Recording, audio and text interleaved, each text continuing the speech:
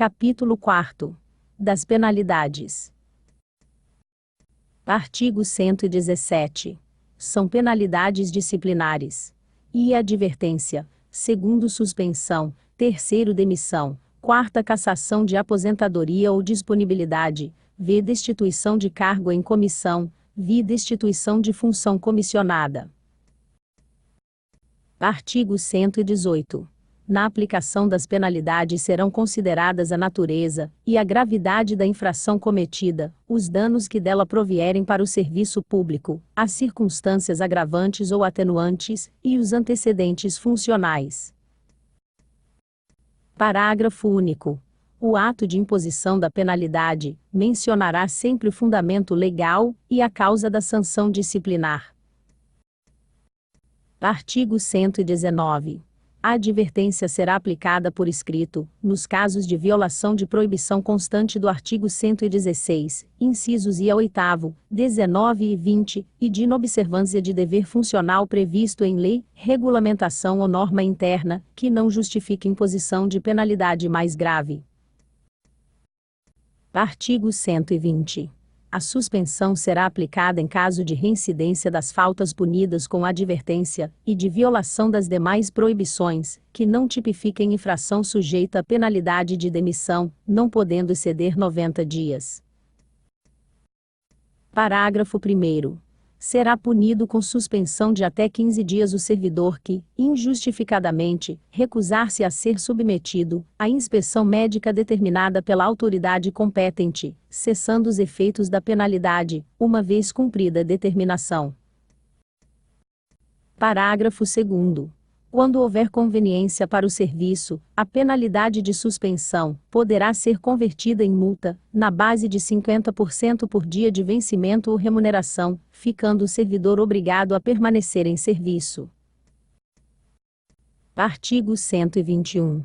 As penalidades de advertência e de suspensão terão seus registros cancelados, após o decurso de 3 e 5 anos de efetivo exercício, respectivamente, se o servidor não houver, nesse período, praticado nova infração disciplinar. Parágrafo único. O cancelamento da penalidade não surtirá efeitos retroativos. Artigo 122. A demissão será aplicada nos seguintes casos. Inciso 1º. Crime contra a administração pública. Inciso 2º. Abandono de cargo. Inciso 3º. Inassiduidade habitual. Inciso 4º. Improbidade administrativa. Inciso 5º. Incontinência pública e conduta escandalosa, na repartição. Inciso 6º. Insubordinação grave em serviço. Inciso 7º. Ofensa física, em serviço, a servidor ou a particular, salvo em legítima defesa própria, ou de outrem. Inciso 8º. Aplicação irregular de dinheiros públicos. Inciso 9º. Revelação de segredo do qual se apropriou em razão do cargo. Inciso 10. Lesão aos cofres públicos e dilapidação do patrimônio nacional. 11. Corrupção. Inciso 12. Acumulação ilegal de cargos, empregos ou funções públicas. Inciso 13. Transgressão dos incisos 9 a 16 do artigo 116, e a reincidência da prática de assédio moral de natureza grave contra subordinado. Artigo 123. As penalidades disciplinares serão aplicadas.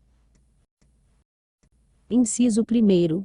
Pelo prefeito, pelo presidente da Câmara Municipal, e pelos dirigentes superiores das autarquias e fundações municipais, quando se tratar de demissão e cassação de aposentadoria ou disponibilidade de servidor vinculado ao respectivo poder, órgão ou entidade.